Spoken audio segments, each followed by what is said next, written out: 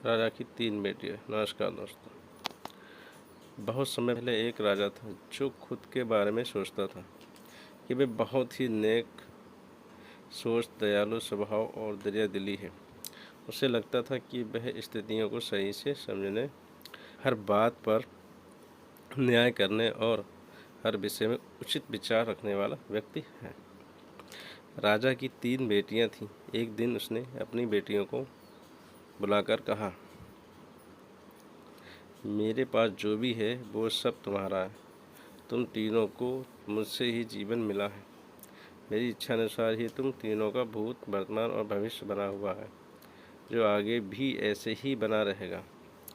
मैं ही तुम तीनों का भाग्य बनाता हूँ। राजा की यह बात सुनकर उसकी 2 बेटियों ने शांत मन से राजा की बात में हामी भर दी, लेकिन तीसरी बेटी ने ऐसा नहीं किया। उसने कहा, नहीं, मुझे तो नहीं लगता कि आप हाथों में मेरा भाग्य है। राजा ये सुनते ही गुस्से में आ गया। उसने अपनी तीसरी बेटी की कही बातों को एक चुनौती के रूप में स्वीकार किया। उसने खुद को अपनी तीसरी बेटी के सामने सही साबित करने की ठान ली और उसे जेल में बंदी बना दिया। इस वजह से राजा की तीसरी बेटी कई सालों तक जेल में बंद रही। राजा और उसकी बाकी की बेटियां राजसी जीवन जीते रहे। राजा मन ही मन सोचता है कि मेरा ही हुक्म है जो मेरी जिद्दी बेटी जेल में कैद है। लोगों को भी यही लग रहा होगा कि राजा का ही हुक्म है जो उसकी बेटी को ऐसा भाग्य मिला है। उसकी प्रजा के लोग भी यही सोचते थे। उन्हें लगता था कि राजा की तीसरी बेटी ने जरूर कोई गलत कार्य किया होगा, तभी उसे जेल में कैद करके रखा गया है। वरना कोई भी पिता अपनी बेटी के साथ भला ऐसा क्यों ही करेगा। राजा कभी कभी जेल में कैद अपनी तीसरी बेटी से मिलने के लिए जाता था।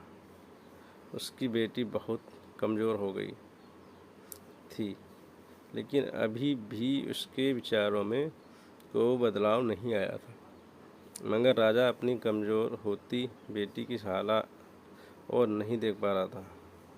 कई दिन उसने अपनी तीसरी बेटी से कहा, इस तरह से तुम्हारा जिद करना मुझे बहुत गुस्सा दिलाता है।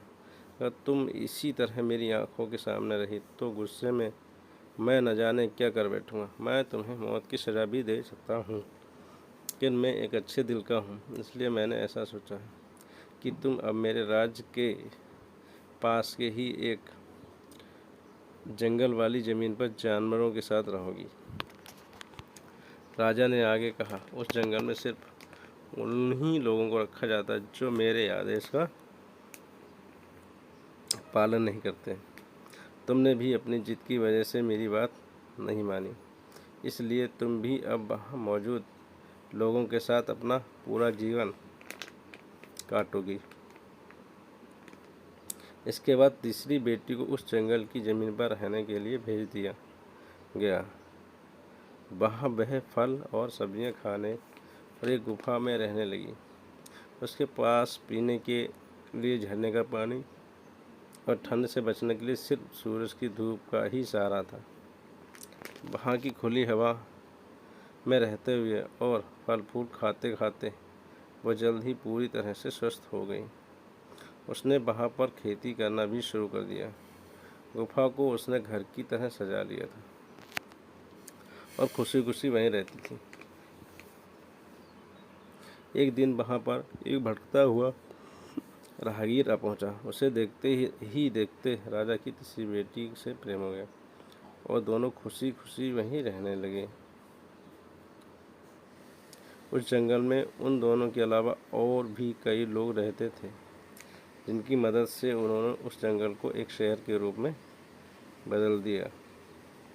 कुछ ही सालों में राजा की तीसरी बेटी और वो राहगीर उस शहर के राजा रानी बन गए। अब उनके शहर की चर्चा दूर दूर तक होने लगी।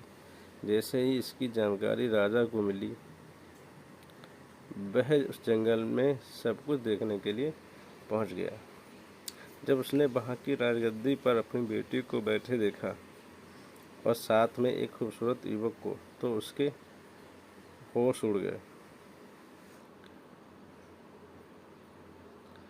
राजा की बेटी ने अपने महल में अपने पिता का पूरे सम्मान के साथ स्वागत किया। राजा की बेटी ने अपने महल में अपने पिता के पूरे सम्मान के साथ स्वागत किया। उसने अपने पिता से उसके बुरे बर्ताव व फैसला के लिए कुछ भी नहीं कहा। जैसे ही राजा वहाँ बैठा तो उसे एक आवाज़ सुनाई देने लगी, जो कह रही थी कि हर इंसान स्वयं ही अपना भाग्य बनाता है, कोई अन्य इंसान किसी और का भाग्य नहीं बना सकता। इसके बाद राजा को स्वयं ही अपनी गलती पर पछतावा होने लगा और उसने अपनी सभी बेटों को अपने भाग्य से आज़ाद कर दिया। उसने अपनी तीनों बेटियों से कहा, भले ही तुम तीनों का भाग्य मेरे हाथों में है, लेकिन हर व्यक्ति खुद ही परिस्थितियों के अनुसार अपना भाग्य अच्छा व बुरा बना सकता है। अगर स्टोरी पसंद आए तो लाइक एंड सब्सक्राइब करें। धन्यवाद। इस कहानी से हमें ये सीख मिलती है, राजा और उसकी 3 बेटियों की कहानी हमें ये सीख देती है कि कोई भी व्यक्ति किसी का भाग्य बना या बिगाड़ नहीं सकता। हमारा भाग्य स्वयं हमारे हाथों में ही होता है, जिसे हम अपनी सूझबूझ से बुरी परिस्थितियों में भी अच्छा बना सकते हैं। अगर स्टोरी पसंद आए तो लाइक एंड सब्सक्राइब करें। धन्यवाद।